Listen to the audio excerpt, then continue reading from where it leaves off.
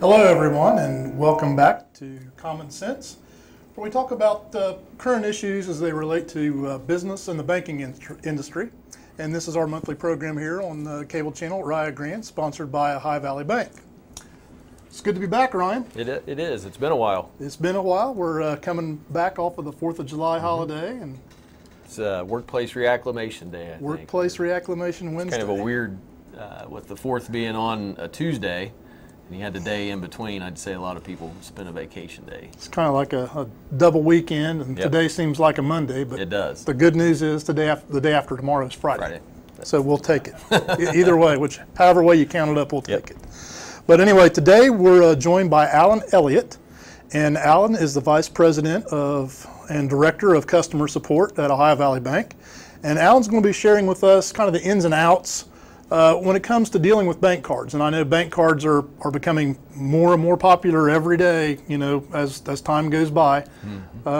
Just a few short years ago, nobody had cards, and now everybody's got multiple cards. Well, that's right. Even when we started working, you know, when you got paid on Friday, you look forward to taking your check to the bank, cashing it, and then you had something to show for it. Now it's all direct deposit. It's all electronically moved around, and cards are a big part of the banking today. So we actually sometimes never even see cash anymore. That's right. So it's all electronically done. So, but that's what we're going to talk about. There's a lot of ins and outs to that, and a lot of behind-the-scenes things that a lot of consumers typically don't know. And we're going to talk about some of those, the mysteries behind that. Right, see how it works from the backside, So anyway, so today we do welcome Allen. And good afternoon, Allen. Good afternoon. Hey, why don't you start out by telling us a little bit about your role at Ohio Valley Bank, and maybe a little bit about your history there and how long you've been there with the bank. Sure. I've been with the bank for a little over 22 years. So I started in March of '95. Started out in accounts payable. Did that for a few years, and then was in the lending environment for the next 10 or 12. And then in 2008, the bank had approached me about helping start a bank card department, and that's kind of where I've been for the last 8 or 9 years. Okay. So lots of different roles with the bank. Lots of different roles. Started out in accounts payable, so that's what we were talking about. That's actually, the bank actually does have bills itself. It does have bills to pay. Okay. Right. Exactly. Probably payroll, you know, utilities, all those different things. Yeah, supplies. It's a business too. Exactly. Money just doesn't come into the bank sometimes. Yeah, you wouldn't think that, would you? I didn't. Yeah, it's not true. But anyway, well, good. Well, good. So, you know, we're going to talk a little bit about the bank cards today, and you know, first and foremost, kind of the main things with the bank cards are either credit cards or debit cards. Right. And that's the first question a lot of times we get asked when we go to make payment for something at a vendor, whenever we buy something. You know, you can pay with a debit card, you can pay with a credit card. Right. And you're like, what's the difference between a debit card and a credit card? And so maybe you could start out by telling us a little bit about the difference between debit and credit. Sure. Typically when a cashier is asking you debit or credit, what they're really asking you is signature or PIN.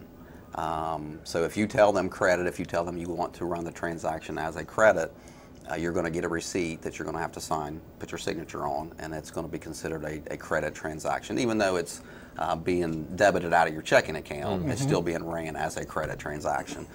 If you tell them run it as a debit, they're going to ask you to input your 4-digit PIN, you know, the same PIN that you would use to withdraw cash from an ATM machine.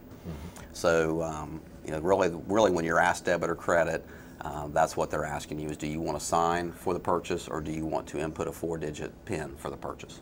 Okay. So I've noticed this at a gas pump. Sometimes it'll ask you debit or credit at a gas pump, but doesn't require a signature.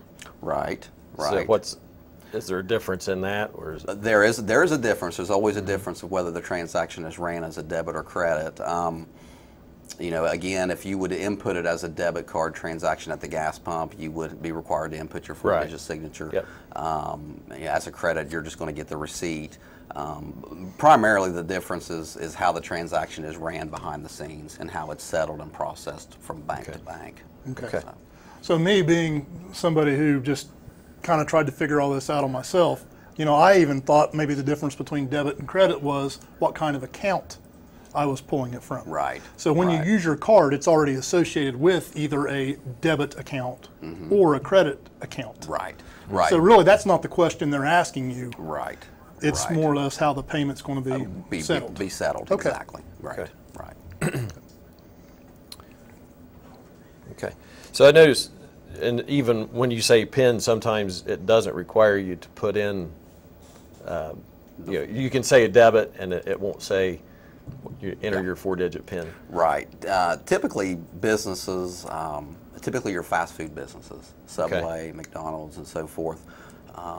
You can go through the drive-through and place your order. Hand the card over. The transaction will be scanned or will be ran, and they'll just hand your card back to you with a receipt, and you will have not signed it or put a PIN in. Yeah. And typically, businesses of that nature are basically taking the liability up to a certain point. They're assuming the liability, if it was a fraudulent transaction, they're assuming the liability up to a certain point in order to keep the line moving quicker. You say a certain point, certain dollar. $25 is typically a So threshold. I noticed Walmart started doing that too. And it's at 50 typically. It's 50 at yeah, Walmart. Yeah, but most businesses are 25 or less. They will assume that liability, and it's just a way of, especially in fast food lines, to keep the cars moving. Sure. So. Sure. Yeah, and I've always wondered this too, as a merchant, does the cost associated with running a debit transaction or a credit transaction, does it differ? It sure does. Okay. And that's why the merchants would prefer that you run the transaction as debit and you input your 4-digit PIN. It's cheaper for them to process the transaction as opposed to them running it as a credit. Okay. So if you sign a receipt and run the transaction as a credit, it's actually costing that business more on the back end to process that transaction and get their deposit made into their account than it would if it was a transaction ran and you input a 4-digit PIN. And why is that? It's a safer transaction. Okay. So the thought process is if the consumer making the purchase is inputting inputting a 4-digit PIN, chances are they are who they say they are. Right. As opposed to anybody can forge or a signature can be forged by somebody that's trying to fraudulently purchase something. So the transaction's safer on the PIN side than it is the signature side, and for that reason the merchant is charged less on the PIN side or the debit card side, which we talked about. Yeah, that makes sense. Yeah. Interesting.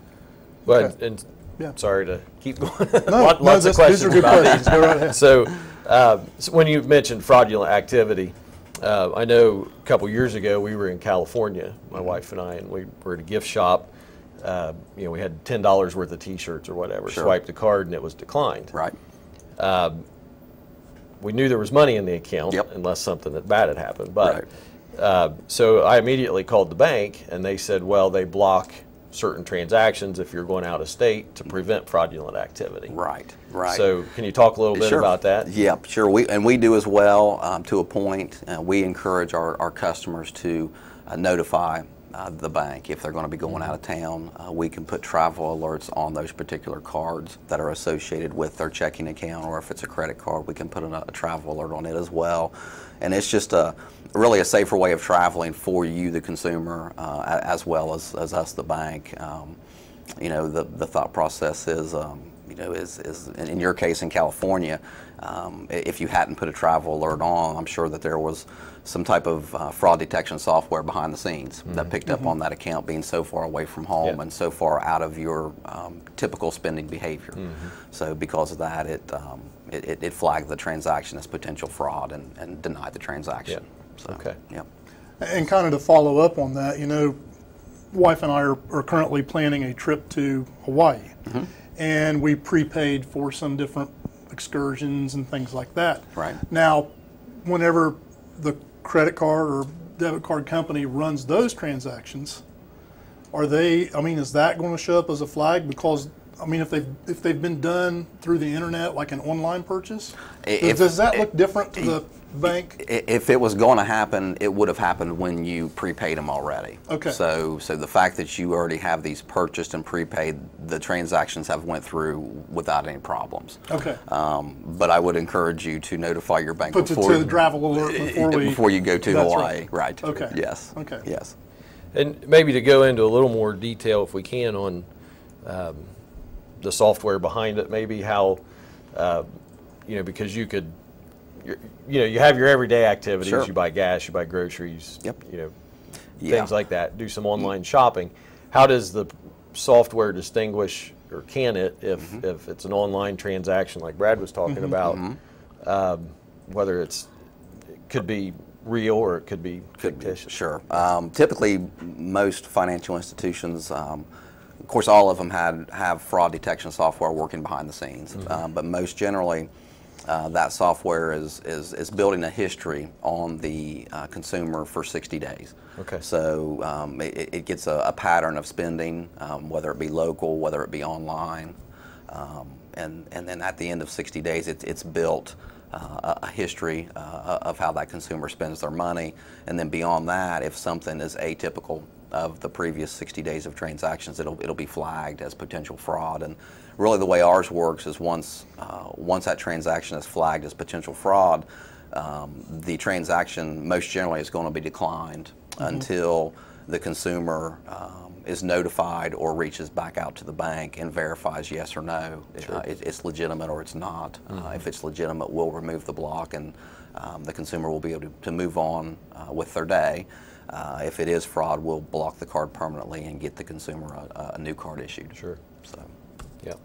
So is that something that, if we do run into an instance where, our card's been locked up or shut down for a reason, I mean, if we're with the bank, with Ohio Valley, we can call you, kind of get that resolved pretty quickly. Yeah, very quickly. Sometimes it might take a little longer if we're with another agency or with a major credit card or something like that. Yeah, yeah. And then they have to issue us a new card with a new number. And Yep. And if the card gets blocked on a permanent basis because it is fraud, regardless of the institution you're with, you will always have to have that card shut down and get issued a new number. The kind of interesting part about Ohio Valley Bank, especially on our debit card side, is we issue cards instantly in all of our branches. Right. So if you have a card that's been compromised and it's confirmed that it's been compromised, we're going to shut that card down immediately. But you're going to have the ability to go to any one of our branches and have a card reissued to you that same day. So it's less disruption in your daily spending habits. Now, can that card be activated the same day? Same day. Okay. Yeah, same day. Yep. Okay. You will walk out of that branch with that card live and ready to go. Okay. Okay. That's good. Well, good. Well, I think this is a great time to take a short station break. And we are here with Allen Elliott with Ohio Valley Bank today, talking about different types of bank cards and everything associated with them. So we'll be right back.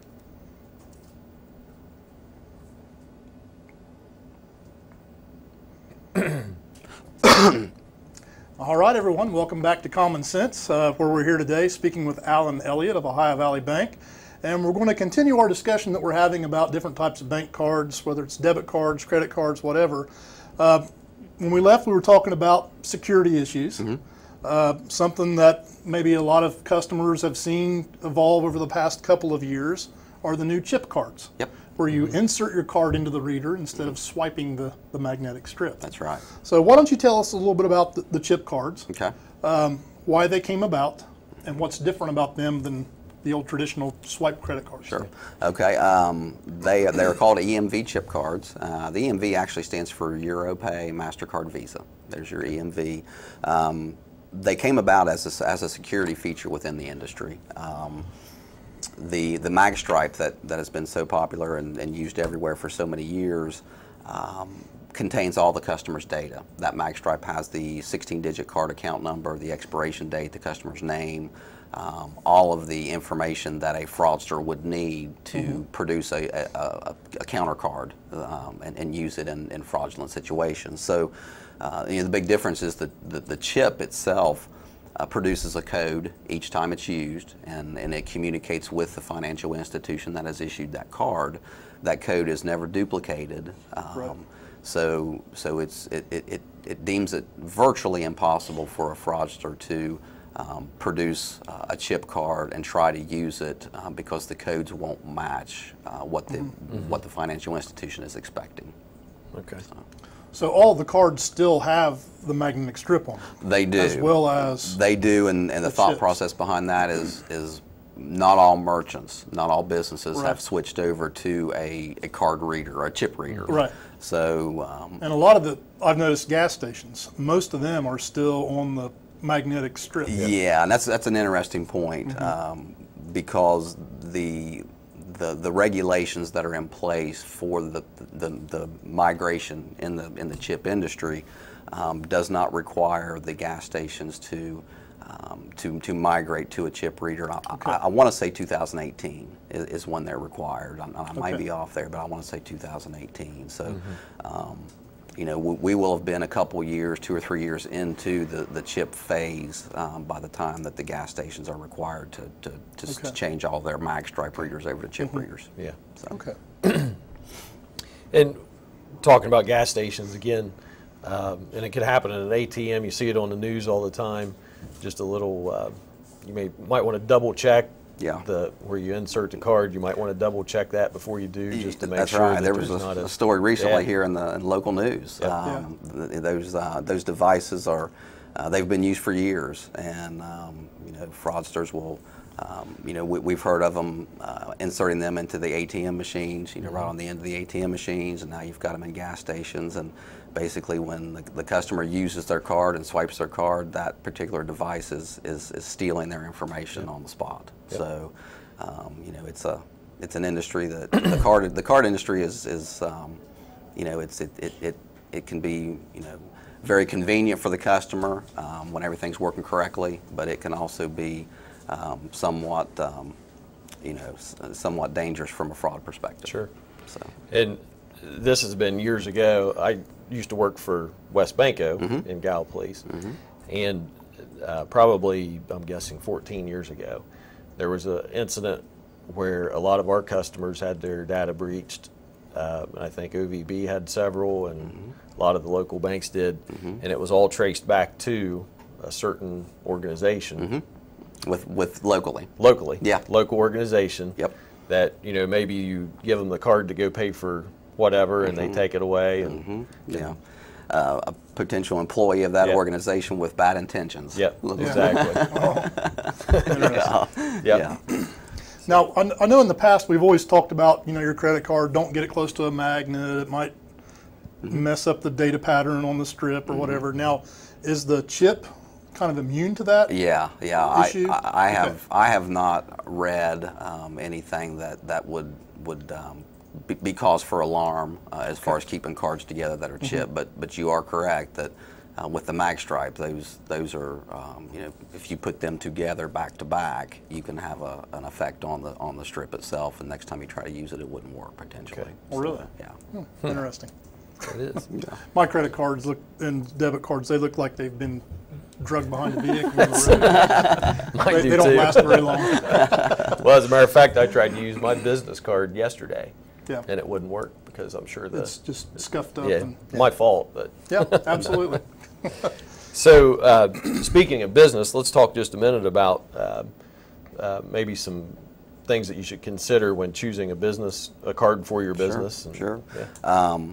You know, I think probably the most important thing would be, you know, how many authorized users do you want to have within the business? If you have a lot of employees that are going to be using the business card, the company credit card, it's probably a good safer route to go with different account numbers for each one of those employees.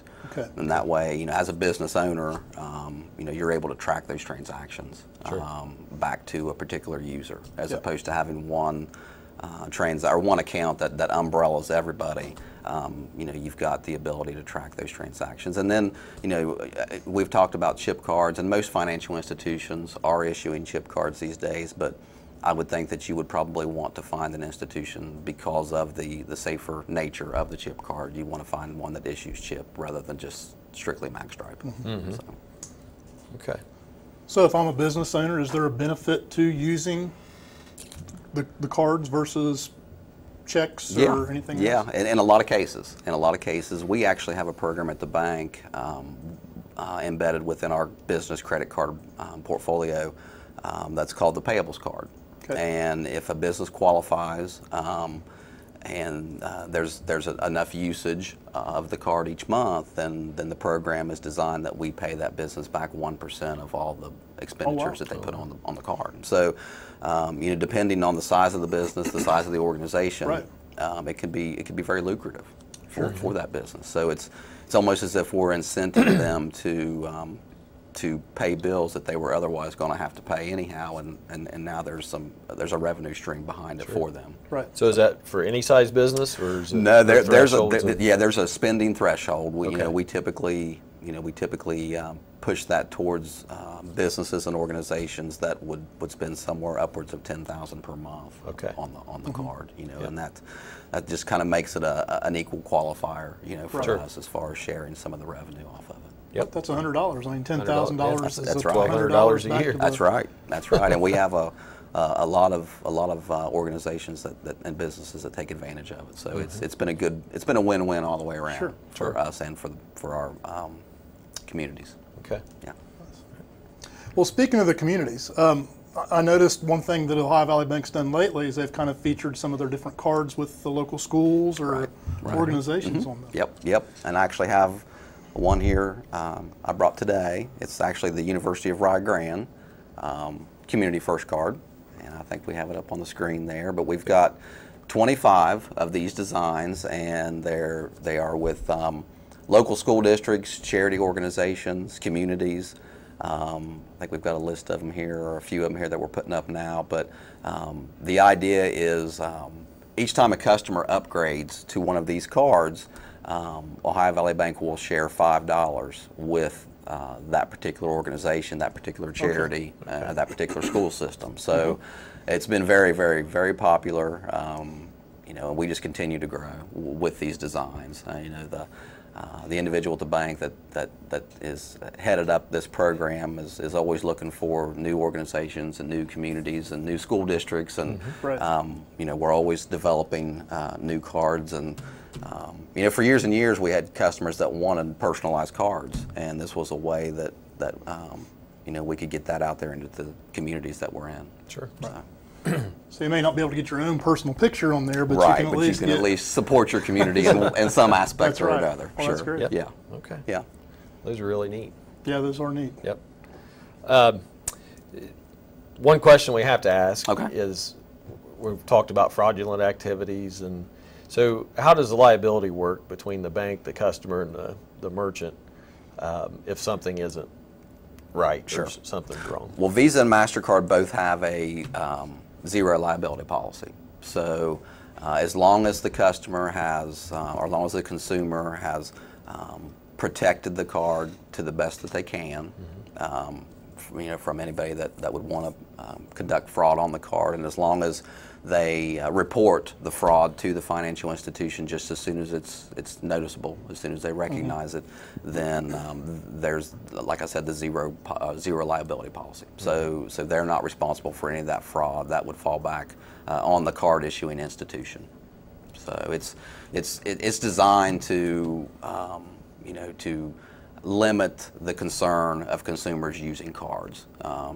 You've got some consumers that may still think the check route is the safest route to go, and we just want to make sure that they understand that they can use the card, and they're not liable for any transaction that they did not conduct with that card. And with the check route, your account number is on the check. On the check. That's right. So if you've got, we mentioned earlier about the card, that if you hand it over to somebody and they've taken that information and committed fraud, it's really the same as handing a check over to somebody, and that information's there as well. So, yeah. Okay. But like you mentioned, these lending institutions or banks or whatever, they're going to do, and you guys are going to do whatever you can to help the consumer out if there is the case of a fraudulent charge or whatever. Yeah. But our responsibility as well as a consumer is to really not worry about, or to not wait until the end of the month to get our statement to see. Right. We really need to be actively going in there and looking at our charges. Yeah, that's kind of the trade-off for the convenience, is we do need to monitor that very closely. That's a great, excellent point. Yeah, and that's why we encourage our customers to have net teller, internet banking, mobile banking, whatever capacity that they can have it. It allows them to monitor their account, hourly, daily, weekly, whatever the case. Your and phone. I mean, just pick up your phone, and all your transactions are on your phone, and we have the ability to offer that to customers, and it drastically cuts down on the exposure to it. So. And if you see something, report it. Report it. That's report right. it. Absolutely. Report it. Yes. Don't wait. Don't wait. Right. Don't wait. All right. Well, Allen, thank you so much for coming on the show today. Thanks for having me. We really appreciate the A lot of good information you've information. shared. It's been a wonderful discussion, and I'm sure there's a lot more content that you could add for a future show sometime. Sure, we could absolutely. Really get just let me know when you'd like to have me back. Some other things. But anyway, until next time, this is Brad Bapst. I'm Ryan Mapes. And thank you for joining us for Common Sense.